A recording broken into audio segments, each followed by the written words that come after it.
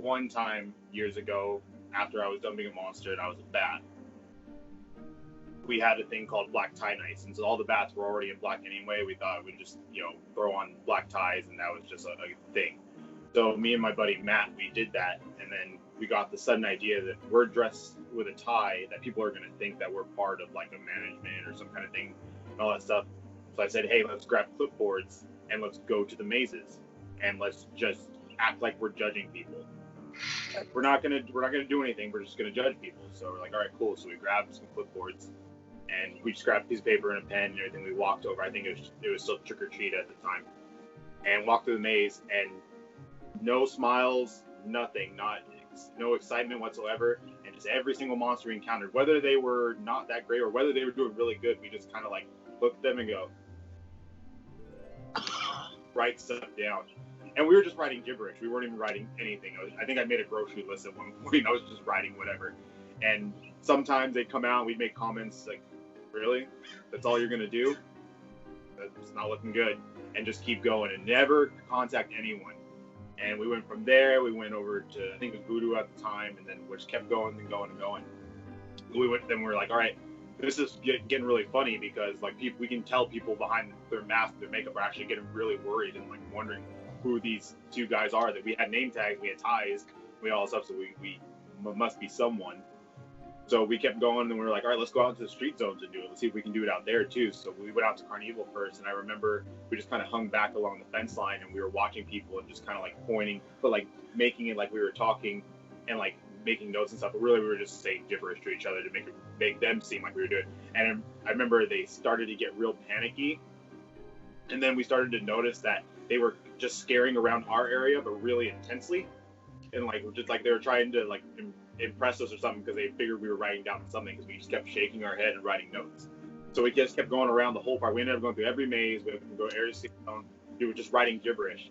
When we finally got to Ghost Town, which was the last stop, people that were in charge of management called us on our cell phones and said, come over here. So we came over there and like, what are you guys doing? I was like, what do you mean, what are we doing? And they're like, I have my talent captains and talent calling us and texting us, freaking out because they say 2 guys in ties are going through judging them and saying this isn't good. It ended up turning out to be, when we finally found out, that people thought we were in charge of their rehire status. And they were so worried because we were going through shaking their heads that we were going to mark them bad, and they were freaking out. So for an entire night, we had all of Not Scary Farm afraid that we were going to get them, C-filed. That was pretty good.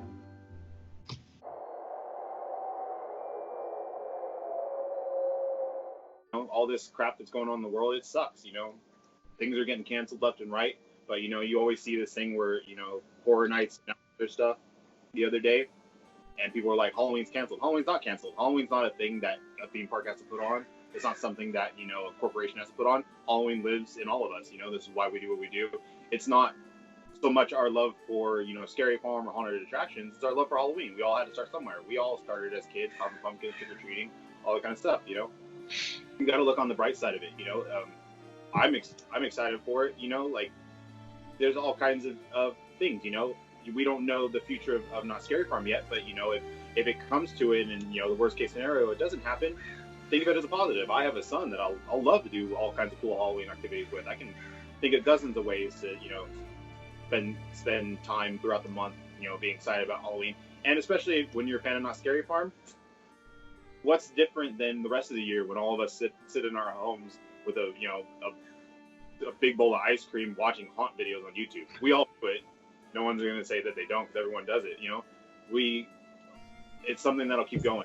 Whether you're Scary Farm, whether you're Horror Nights, whether you're Dark Horror, whatever it may be, it's something that's always going to be there. You're going to find a way to enjoy the season. Go out and and hang out with friends safely, of course. But enjoy it that way. Have your family over and watch those haunt videos, watch those Horror Night videos, and just enjoy it. Find positive ways to turn this. The world has so much negativity now. One little thing adding to it actually means a lot. But when you take the time to really think, okay, but this sucks, but I'm going to try it this way, your day's going to be a lot better.